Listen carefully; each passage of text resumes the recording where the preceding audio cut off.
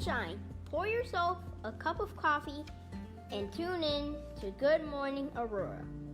News, weather, and really cool interviews. Monday through Friday from 8 to 9 a.m.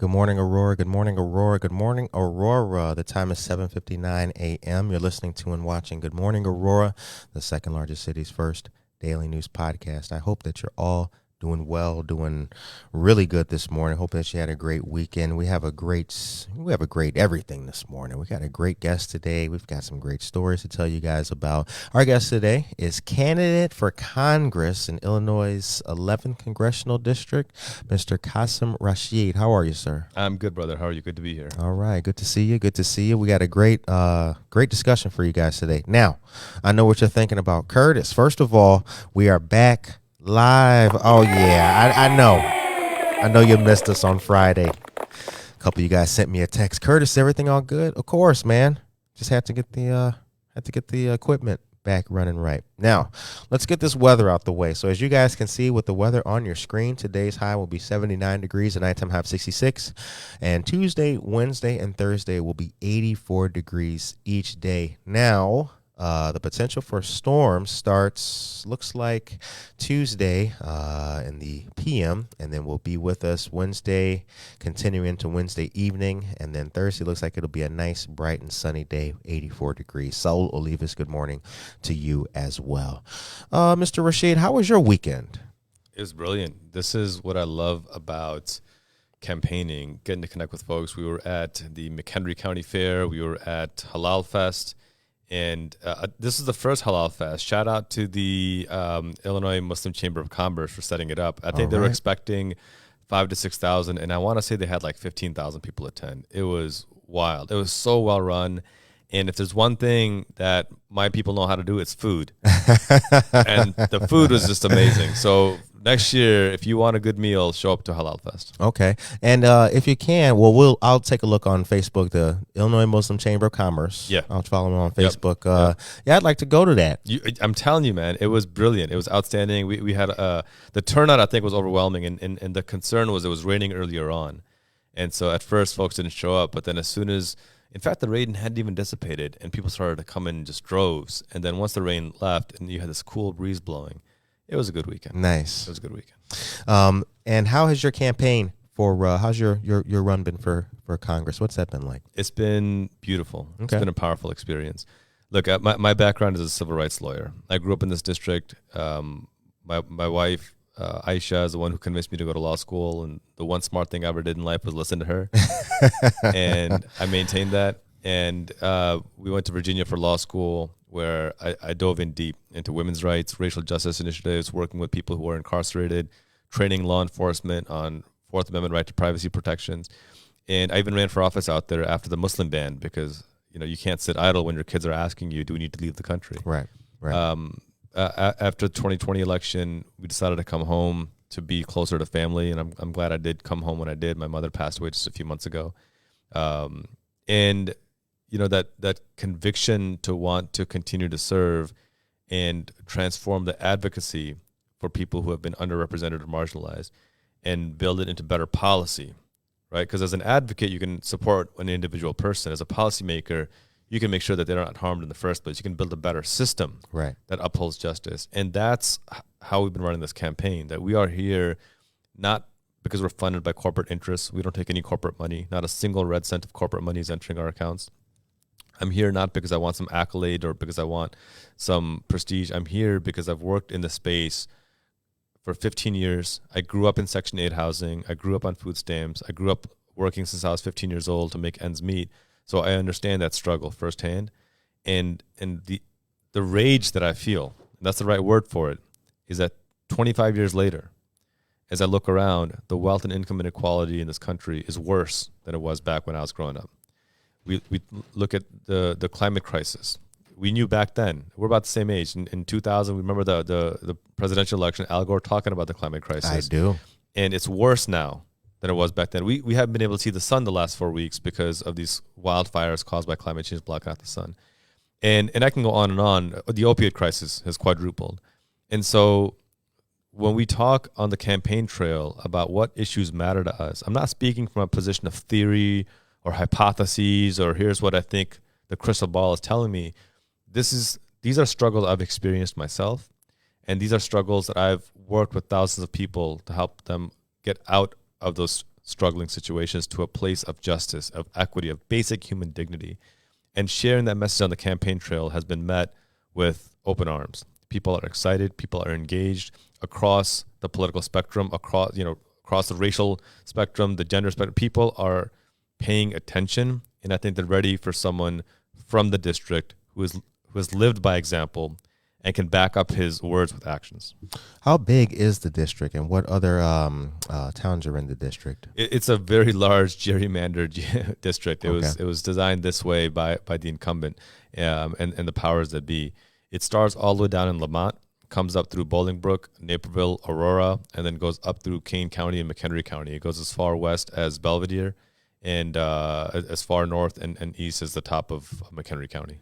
And when you're out there meeting folks and you're on the campaign trail, are folks, I mean, you've mentioned the reception's been good, and that's a great thing. But do you find people are, I guess the word I'll use is ready? Are people ready for that new change? You are a relatively fresh face as opposed to the incumbent who people come to know and things like that, the namesake recognition. So when you're having these conversations and people do find out about your bio, do they express that interest, or are they still skeptical? I mean, no, when you knock on those doors, the positivity is great. Okay. And I think, when people see my background and the fact that I grew up in the district, that I've been in DuPage County since the 1980s, and I've been in district since 2002.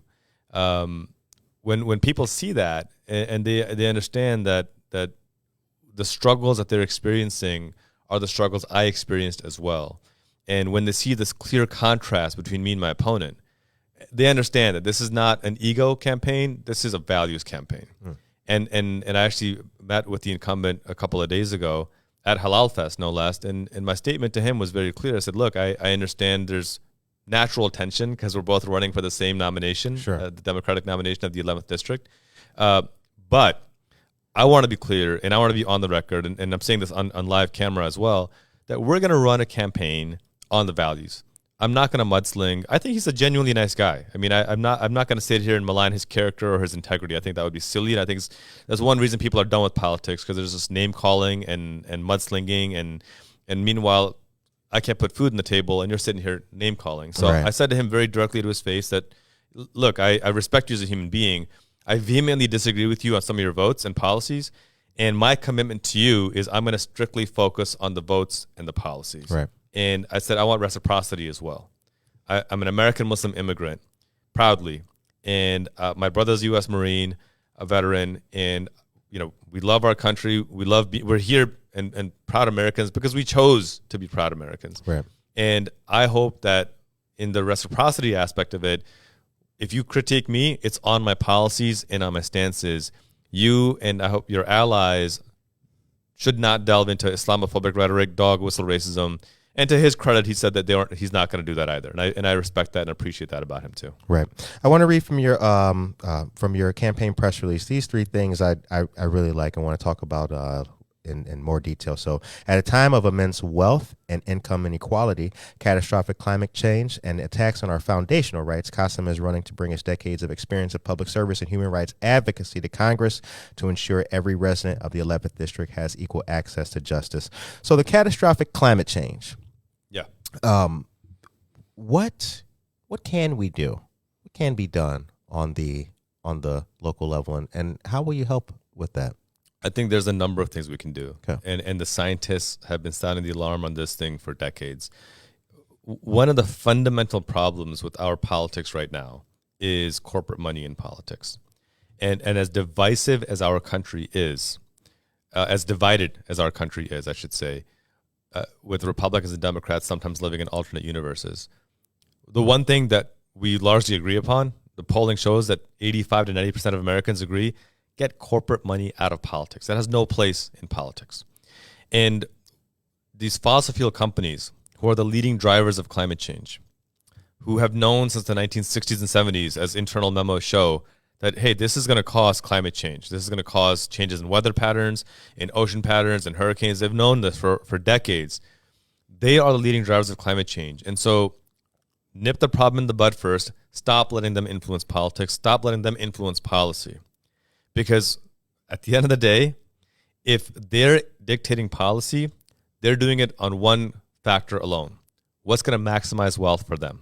Exxon made over $8 billion in profit last year while jacking up the price of gas under this claim of inflation, when in actuality it was largely corporate profits that they're just trying to raise even higher. So you asked what practically we can do. We can demand politicians stop taking fossil fuel money. My opponent, unfortunately, has taken about $75,000 in fossil fuel money as a scientist, which is mind-boggling to me. And by holding them accountable to say, hey, if you believe climate change is real, then why are you taking fossil fuel money? Get it out. We don't need it. That's one.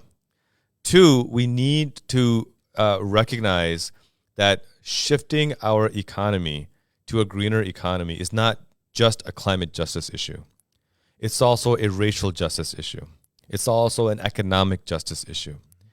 A lot of folks don't realize the racial element of climate change. And I think Secretary Pete Buttigieg and a few others were mocked for pointing out the racial aspect of climate change. The fact of the matter is that if you are black in America right now, you have a 35% higher likelihood of living next to a toxic waste dump than if you're white in America. Right.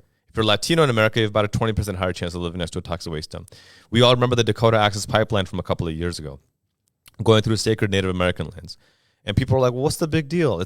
Why are people making a big deal about it? Well, I'm not even going to argue that point, because if you have to ask, then that's just a very different conversation. Right. But backing up on that story, what folks don't understand or don't realize that initially that pipeline was supposed to go through a wealthy white neighborhood, and it got rerouted through an indigenous neighborhood. So the people asking what's the problem should go back to the wealthy white neighborhood and say, what was the problem of it going through your neighborhood? And that answers the question right there. And so there is a racial element of it as well. And then there's also an economic element of it as well. By shifting to these newer technologies, we are building a more sustainable economy long term.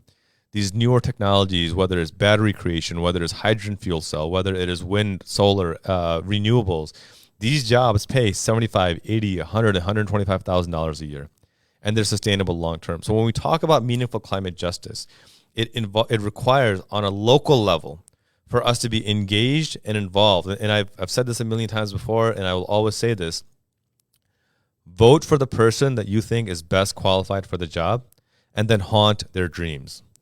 Hold their feet to the fire, make them accountable for the promises they set forth, and make them accountable. Because look, the people in Congress right now, like my opponent, I wish him a long and healthy life. I do. But the decisions he's making right now to take fossil fuel money aren't going to impact him in 50, 60 years. They are going to impact my 10-year-old asthmatic son that I've had to keep locked up inside the house for the last month, because if he goes outside, it could be deadly and dangerous for him. And that's what I want parents to think about, that the decisions we're making can't just be for the next election. They have to be for the next generation, because climate change isn't coming. It's here now, and we need to act with the urgency of now, as if your house is on fire right now, because our planet literally is on fire right now. We were fortunate to have Mavis Bates, Kane County board member, on, and indeed, the jobs of the future are in renewable energies. Absolutely. And many different solar initiatives. So there are so many young people. Quad County Urban League comes to mind. There's so many organizations that are trying to get these young people acclimated to these new jobs of the future, many of them being green jobs, which will be here and have many promising futures. So yeah, and I do think that will help income inequality. Now, the attacks on our foundational rights. What's under attack? What do you mean? What do you mean by that specifically? About our democracy under attack? Where do I begin? Let's talk about voting rights. And this is what I love talking to my Republican friends about this, that in 2006, a Republican House and Senate and Republican president near unanimously signed the 2006 Voting Rights Act into law. It expanded voting access, established more polling locations, made voting easier in low-income and black and brown communities. Mm-hmm. And what happened in 2008? First black man elected in the history of the United States. Record turnout among black voters. Black voter turnout exceeded white voter turnout for the first time in, I think, ever in U.S. history. And then in 2012, just 4 years later, 2013. They took it all away. They got rid of that. Shelby versus Kind versus Holder stripped it all away. Right? That's all it took. One black guy getting elected and one black turnout more than white turnout. It took it all away. And in the aftermath, in states like Texas, they closed more than 500 polling locations in predominantly black and Latino districts. Just shut them down. Right. And people need to understand how devastating that is. If you're a minimum wage worker, if you're a low-income worker, or if you're a worker of any socioeconomic status, but live in a place where transportation is difficult, and now instead of driving 2 miles to the polling location, you got to drive 40 miles to a polling location, you're not going to vote. Right. And if you're the Republican Party, you don't need to shut down every black voter.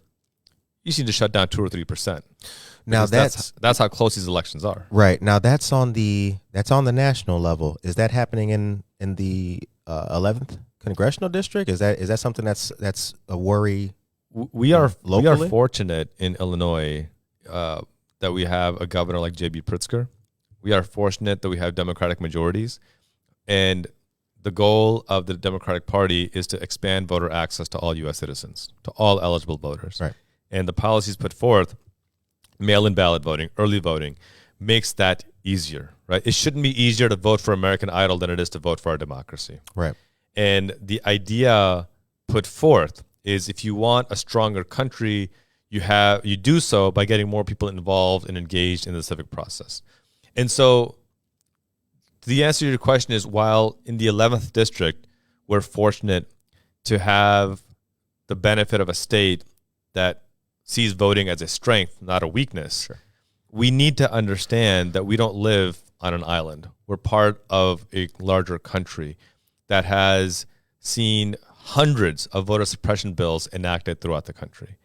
North Carolina, for example, enacted a voter suppression bill that the federal appeals court said surgically targeted black voters. And they used that word surgically. They used that word surgically. They looked at what voter ID black people predominantly used and made that particular ID illegal. Not because there was voter fraud, not because there was some type of election fraud. No, they said, this is what black people use, so we're going to cancel this particular ID only.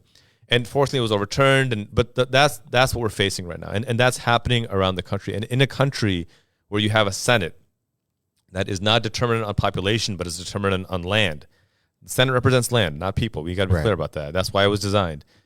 And you have enough red states doing that even though we have access in Illinois, we don't have access nationally. And that's why we need people who are going to be not just not racist, but anti-racist. Right. Not just not injustice, but pro-justice, and actively fight on a national level to protect our rights. Because guess what?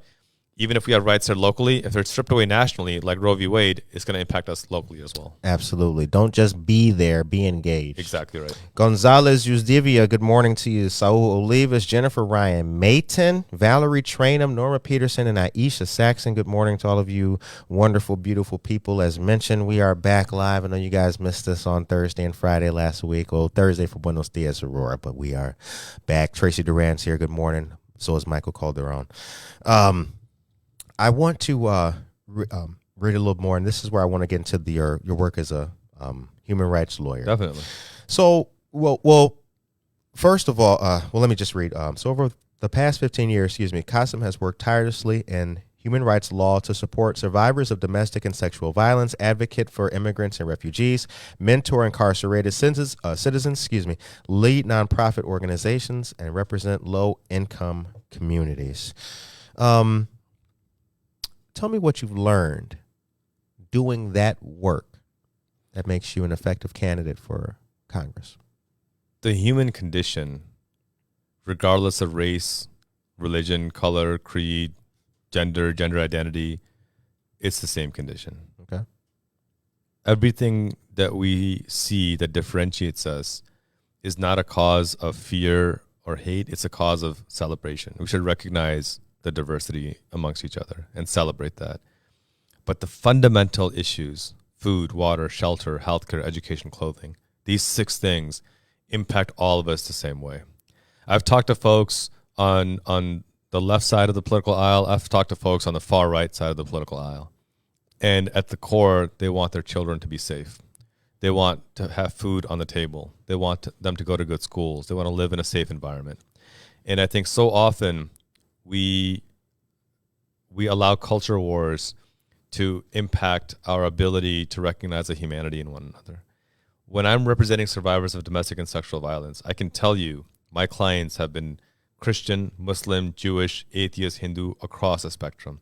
People who are devoutly religious, people who are anti-religion, but they suffer the same horrific crime of suffering domestic and sexual violence. Right. When I talk to people at food pantries, people struggling from food insecurity, they come from all walks of life and all backgrounds.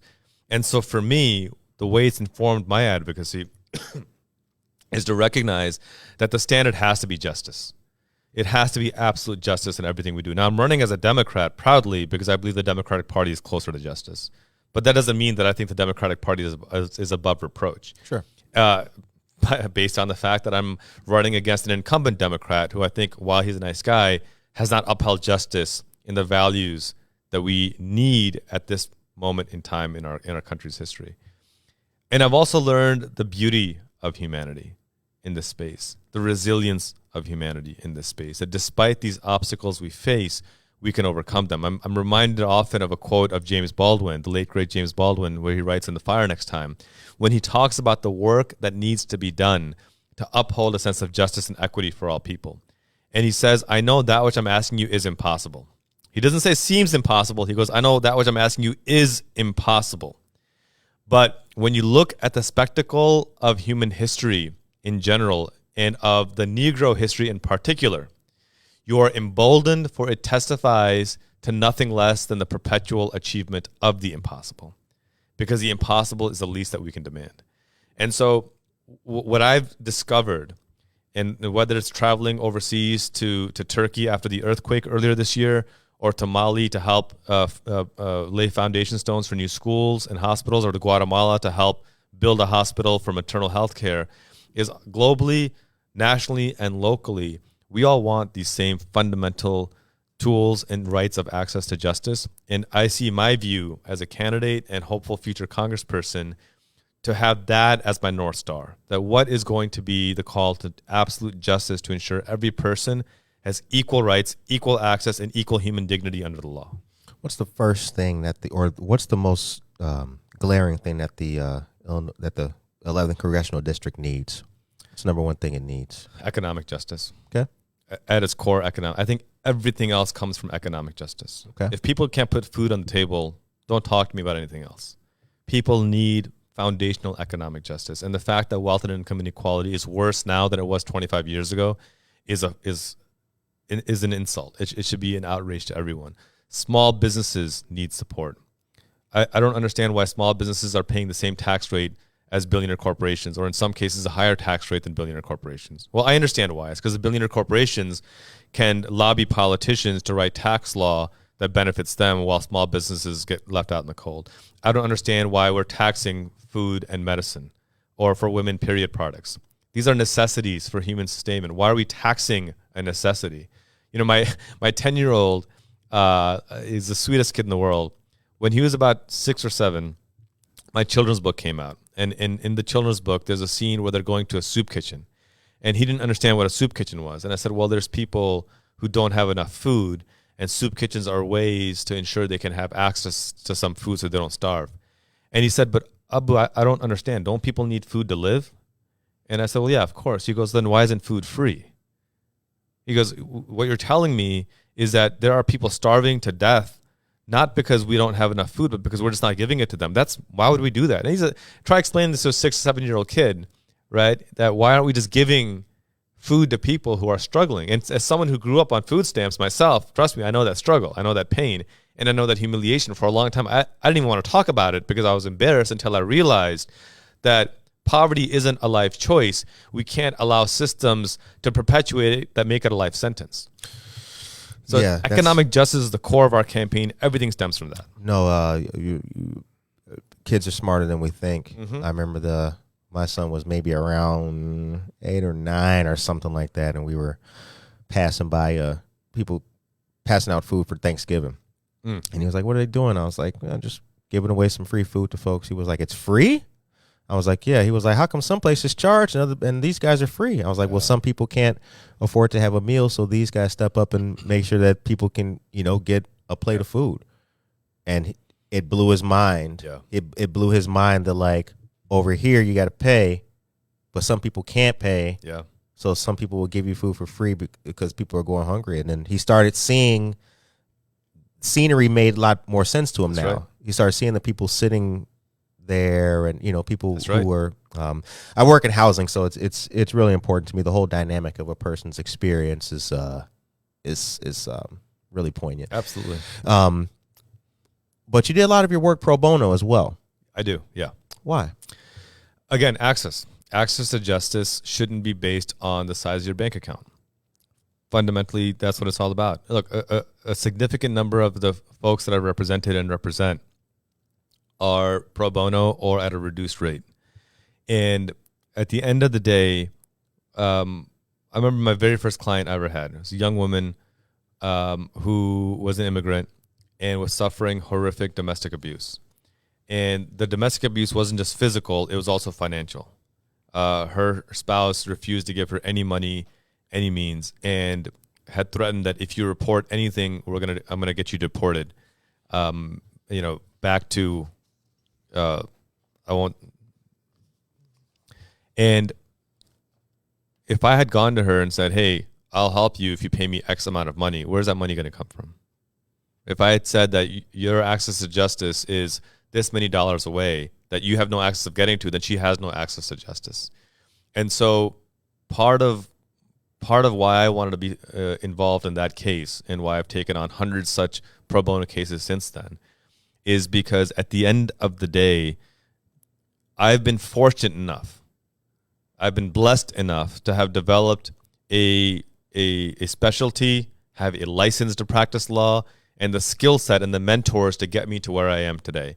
Shame on me if I can't extend myself and try to pay it forward. And this young woman, this was almost 12, 13 years ago now, has since gotten out of that horrific situation, went to school, became a nurse, and now is a healthcare worker and thriving in her life, right? A powerful testament to taking the extra step and supporting people. But the frustration I have, though, is that from an advocacy standpoint, we were able to support her great. But from a systemic injustice standpoint, 1 in 3 women are still suffering some sort of abuse. And the work that we men need to do to elevate ourselves it's both astronomical, but also simple. Control ourselves and be effective in the way we treat human beings as well, and treat women. And so whether it's supporting survivors of domestic abuse, whether it's asylees and refugees, whether it is low-income communities suffering civil rights violations and representing them in court, that's the least I think I can do to pay back what's been given to me. Very well said, sir. Very well said. Time is 8:27 a.m. You are listening to and watching Good Morning Aurora, the second largest city's first daily news podcast. Our guest today is Mr. Qasim Rashid, candidate for Congress in the 11th Congressional District. Luz Elena Brambila Guerrero. Good morning to you. Michael Rayford, Daniel, and Jimmy Clark. Joe Jackson, Hesed House is in the house. Sally Bice and Sarah McNally. Good morning. So as I mentioned, I'm going to talk about those workshops. Go for it. We'll consider this our commercial break. Yeah, now. And then when we come back, we will talk more. Boston in the house. All right. Okay, on your screen, ladies and gentlemen, on your screen, as you can see, we have a great workshop that's coming up Tuesday, August 15th. This will be in the downtown Aurora Santori branch of the Aurora Public Library. Getting to know your credit. What is a credit score and why is it so important? This is presented by the Neighbor Project, the City of Aurora's Financial Empowerment Center, the FEC, and the Aurora Public Library, and COA, City of Aurora as well. There's going to be 2 sessions, one in Spanish and one in English. The Spanish session will be from 6 to 7 p.m. The English session will be from 7:15 to 8:15 p.m. Once again, it's going to be Tuesday, August 15th. And Spanish-speaking counselors will be there on hand. I personally know them, too. Cynthia, Brenda. Just a couple of names for you guys to check out and get to know. So Tuesday, August 15th, let everyone know you guys can go out to that. This event is free and open to the public. Next, after that, is the budgeting workshop, and it's actually the day before, so Monday the 14th, and it's going to be at 77 South Broadway here in downtown Aurora. That's the intersection of Broadway and Benton. This is presented by the Power Women Group, POWER, and it's going to teach you all about budgeting, how to effectively budget, and other great financial tips. Once again, this is presented by the Aurora FEC Financial Empowerment Center and the City of Aurora. And this event is also free and open to the public. So come on out there and learn and have a good time. And then that reminds me, one other thing I wanted to tell you guys about, because it's extremely important too, and I have the flyer.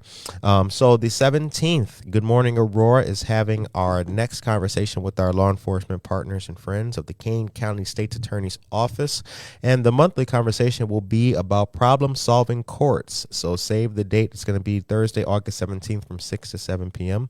Many people who face criminal charges have a substance use disorder, mental health diagnosis, or have experienced trauma. Illinois' 16th Judicial Court offers problem-solving courts as an alternative to incarceration. The circuit recently added DUI court to drug rehabilitation court, treatment alternative court, and veterans court. Join us on Facebook Live to learn more about these courts and how they help people and how the community benefits. Yes, Kane County State's Attorney and Good Morning Aurora have partnered up. So this will be another good one for you guys to take part in, listen to, and watch. The time is 8:31 a.m. You're listening to and watching Good Morning Aurora, the second largest city's first daily news podcast. All right, so I want to read a little bit more from your press release and background, my friend, and then we're going to go into your writing and your books. Great. All right. So Qasim and family immigrated from Pakistan in 1987, arrived in DuPage County in 1988, and soon settled in Glen Ellen. After graduating from Glen Bard South High School, you attended North Central College, Naperville for 2 years before completing your bachelor's degree from UIC. And you also received your law degree with honors from the University of Richmond School of Law and served as a Harvard University fellow. What was DuPage County like in 1988? We loved it. We loved it. In hindsight, people talk about how it was red or blue, and I was too young to understand what that meant. Right. I didn't care. I was just glad that we had a basketball hoop nearby, and that I had friends that I could play with, and my uncle bought us bicycles, our first bicycle, and I still cherish his memory for doing that for us. And the world was our oyster. And I saw a funny thing on TikTok where some teenage kid asks, "Hey, people in your 40s, what did you do before social media?" And somebody, I think it was Kev on stage, the black comedian. He's hilarious, and he just gave a whole thing about we went outside. Right. We were outside the whole day. That's all we did. We were just outside. If you thought you had to go inside, you didn't. You just went outside. I mean, that's what it was like back then. And I did have, while it was low income, I did have a loving childhood in the sense that had my siblings, had good friends, had parents that cared about me. And I have fond memories of that time as well. And you can never go back, but you can hopefully create a future where your kids can enjoy the same benefits as well. Nice. All right. So now your writings, you've written 4 books: Hannah and the Ramadan Gift, Talk to Me, Changing the Narrative on Race, Religion, and Education, The Wrong Kind of Muslim, An Untold Story of Persecution and Perseverance, and Extremists, a Response to Geert Wilders and Terrorists Everywhere. First of all, how do you like the experience of writing? And how do you feel? What does it give you? It's an outlet. It's a release. Okay. It's a way for us to tell our stories in our own authentic, unfiltered way. That's fundamentally for me what it comes down to. And if there's one thing I learned growing up, it's that unless we tell our stories, our own authentic selves, then they will be told for us by people who may not have the best interests for us at heart. That's right. And so we need to be unapologetic and authentic in our stories. And for me, it's therapeutic. I mean, my first book, The Wrong Kind of Muslim, I think I wrote, I started writing when I was 23, 24 years old. And it helped me kind of have a conduit for the frustrations I was feeling. And it helped me convey to those around me what that lived experience is like. Now, the process itself can be everything from exhilarating to infuriating and everything in between. I think every writer will tell you that. Mm-hmm. And I had these moments of inspiration where I can visualize the entire story or the entire message in my head, and then it's just a matter of, there's that scene with in Almighty Bruce with Jim Carrey where he's responding to prayers and typing on his computer. So it's like that, where I'm just trying to get it all out of my head as fast as possible. And I think some of my best writing is stuff that it struck me like a lightning bolt, and I just did an information dump as quickly as I possibly could, and then I was able to refine it. And so, but yeah, the shorter answer is it's an oscillation between exhilarating and infuriating. Okay. Now, The Wrong Kind of Muslim was your first book. Yeah. And it received great acclaim. I mean, no less than Senator Tim Kaine. Yeah. Has spoken very highly about the book. Now, I wonder, and if you would share with us, what was it? You were young when you came to America. Yeah. It's one thing to grow up Black. It's one thing to grow up Latino in a place like Glen Ellen. Yeah. What was it like to grow up Muslim in the western suburbs? And I'm talking about everything from, your first Halloween. Sure. In America. Sure. I mean, everybody's at school, we're doing Christmas at school, walk us through that, because that and your human rights advocacy and the work that you've done, I think, as I told you before the cameras come on, I find that extremely impressive, and I love the ability for people to maintain culture and work with and for the benefit of others. So talk about that, if you would. I'll tell you 2 stories. The story of our immigration is something I remember flying here. I remember the immigration process, and our parents infused in us this understanding that, hey, this is our home, and you have every right to be here, and you can be as authentic as you need to be, both as a Muslim and as an American. There's no contradiction between the two. So it was a new country, a new culture, a new environment, but they, rather than insulate ourselves, immersed us. We were at the Glen Ellen Public Library every week. I've read every single Peanuts comic book out there and every single Calvin and Hobbes comic book out there. Calvin and Hobbes? Absolutely. And I've gotten it for my kids, and my kids love it as well. Oh, man, come on now. Yeah, dude, that's what life was all about. Calvin and Hobbes. That's how we immerse ourselves. And people think it's a comic book for kids. It's for adults as well. I knew we were going to be friends as soon as you walked in here. Calvin and Hobbes. And so that for us was part of the American experience, right? And I was probably one of few South Asian kids in my schools growing up. The mosque I went to on the south side of Chicago was a mix of Black and South Asian. And so for me, that interracial engagement was very common, a lot of interracial marriages in my mosque. And so that was a very normal thing for me growing up. That wasn't something that, happened later. It was just kind of a natural part of the experience, which I'm extremely grateful for. My earliest teachers were Black scholars. And so I was very fortunate to have an authentic American experience, because if you want to learn about American history, you learn it through the eyes of Black scholars. That's my view. And a lot of that was driven by my faith as well, because Islam teaches the universality of all humanity and the obligation to serve all humanity indiscriminately, right? And so when I talk about justice, when I talk about human rights, there's no asterisks next to them. Sure.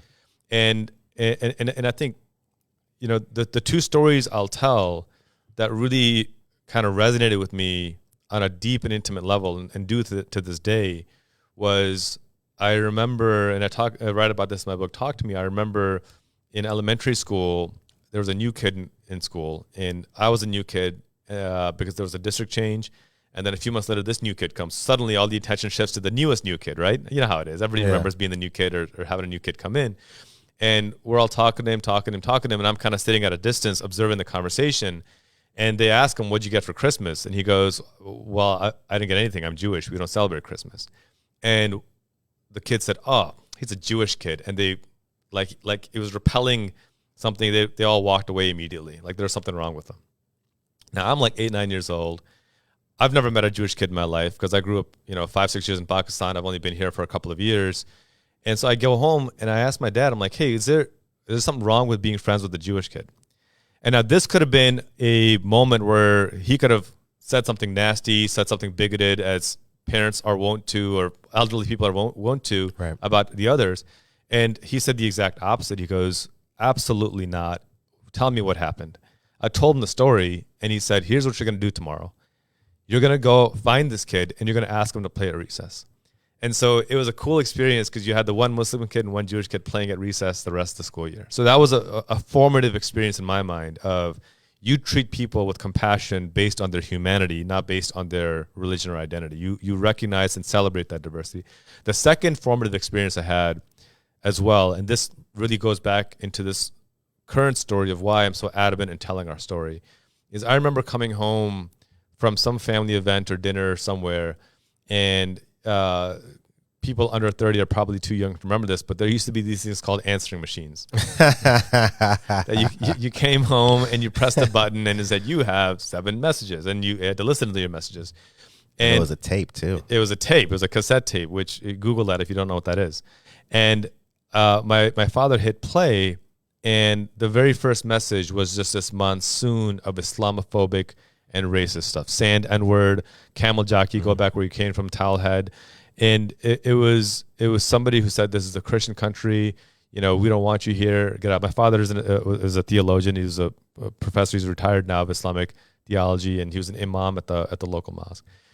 And I remember the look of hurt and pain on my father's face. And it wasn't for himself, is what I realized as I became a father.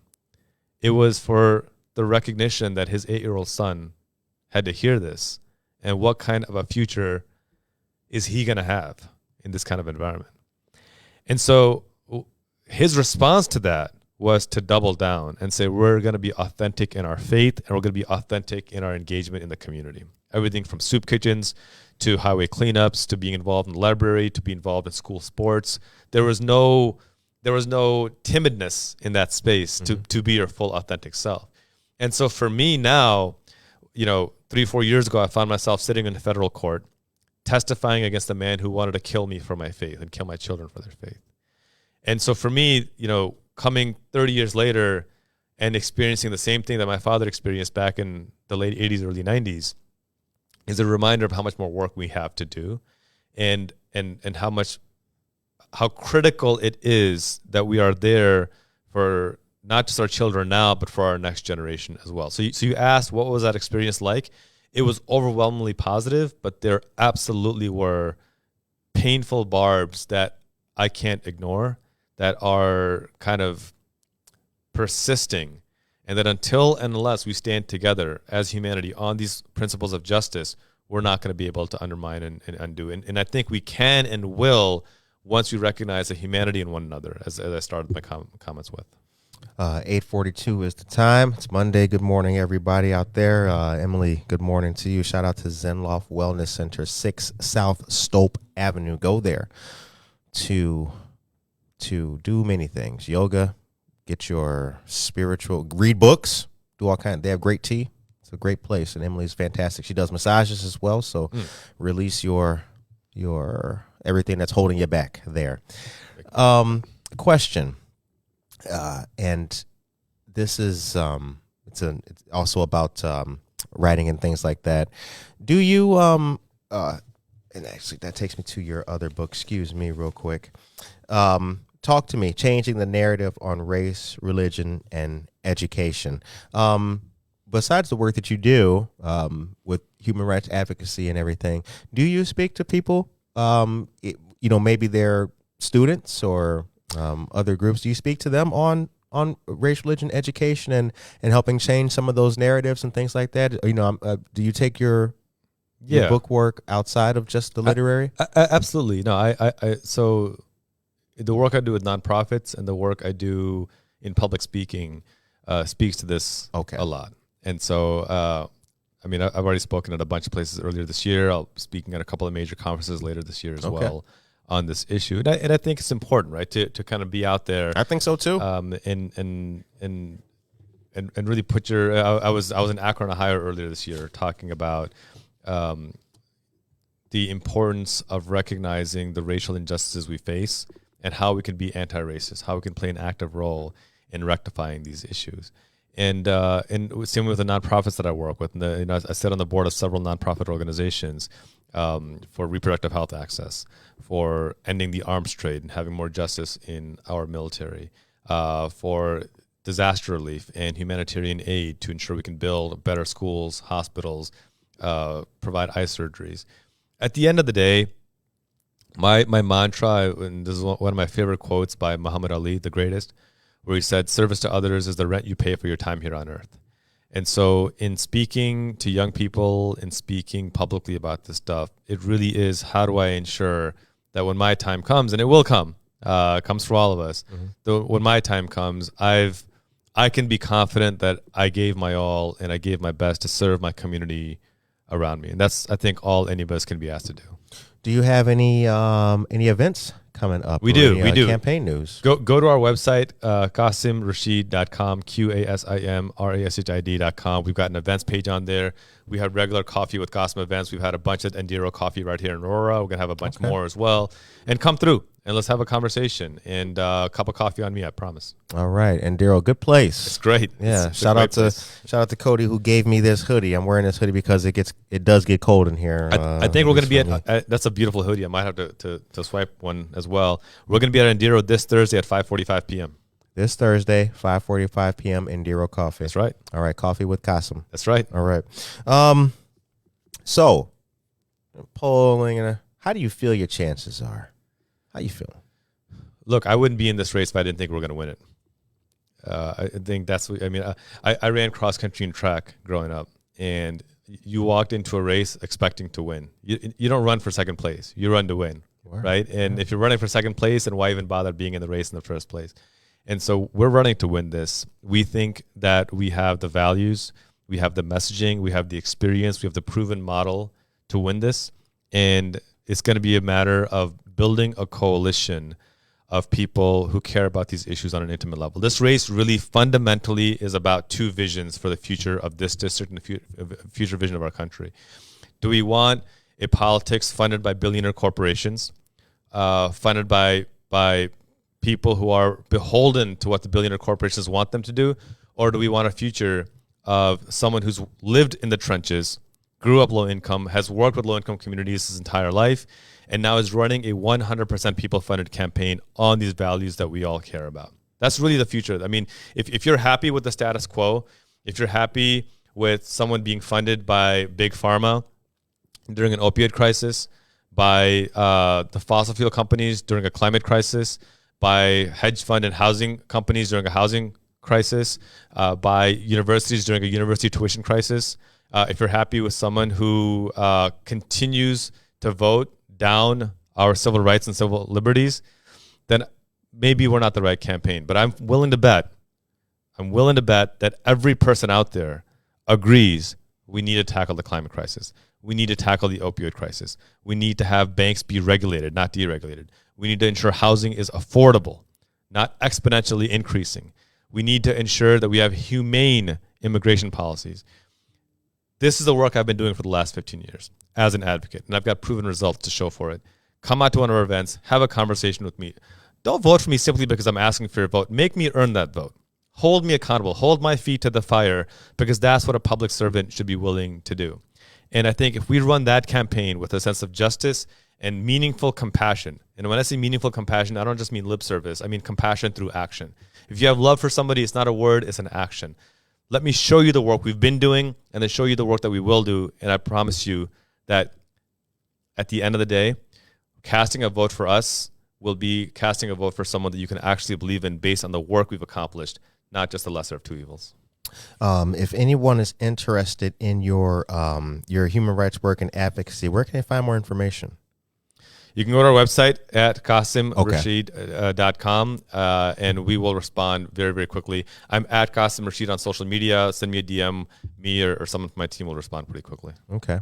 And now that you're here in Aurora, I mean, we're doing Enduro Thursday. So now that you're here in our city more, what do you think about the second largest city, man? I mean, what do you think about us? What do you like about Aurora? Say your slogan again for the show, because I like that. What was that? The second largest city's first daily news podcast. I love it. That's great. That's great. I actually had a brief stint of living in Aurora about 20 years ago. Once we were getting out of Section 8 housing and trying to figure out where we were going to be long term, and we actually even put a down payment on a house in Aurora. We got scammed. It was a guy who scammed us out of $5,000. It was a horrifying experience. And he got away with it too, which is unfortunate, which is what happens when you're low income and you can't afford legal counsel. Mind you. Yep. But no, it's a beautiful city. It's a beautiful community.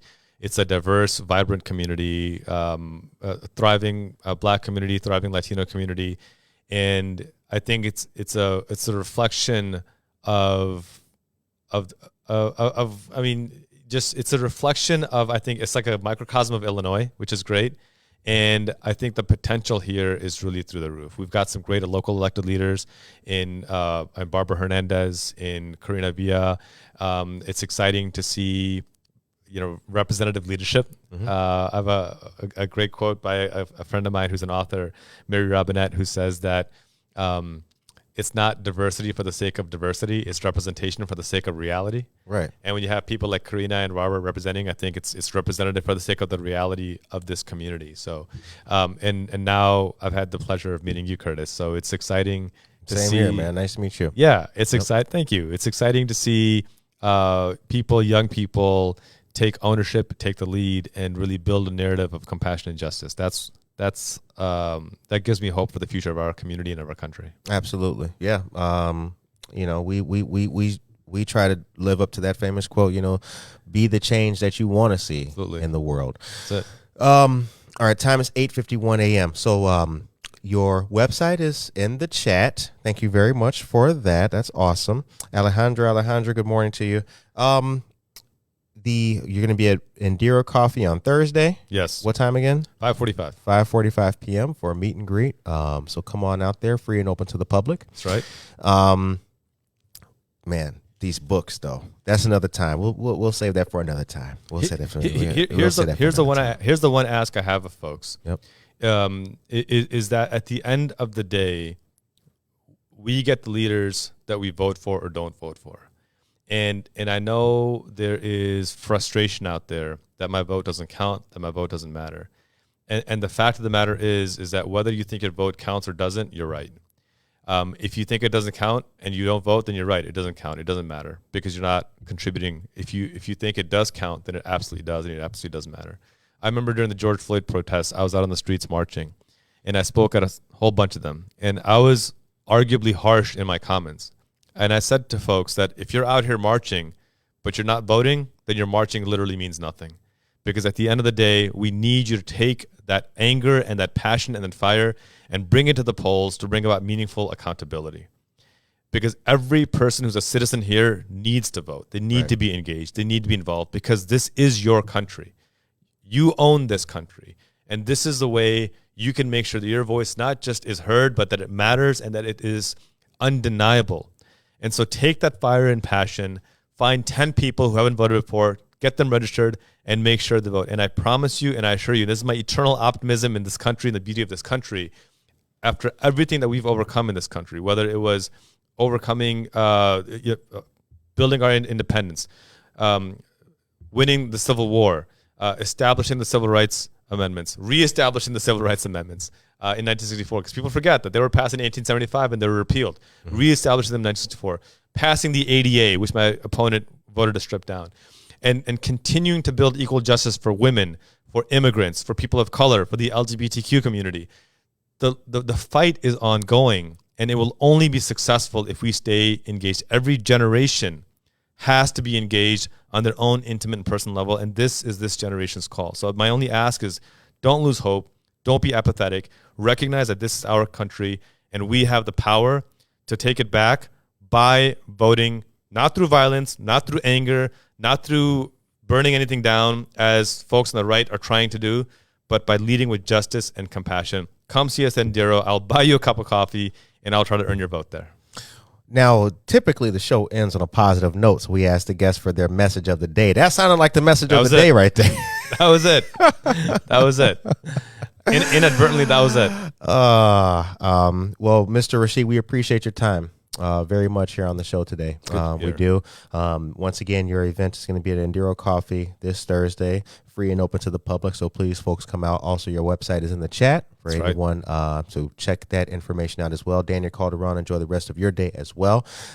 We appreciate the time and good luck to you, sir. Thank you, brother. Thank you for having me. I appreciate this platform, and I hope to come back on and chat again soon. Thank you very much. Ladies and gentlemen, be blessed and take care of yourself and each other.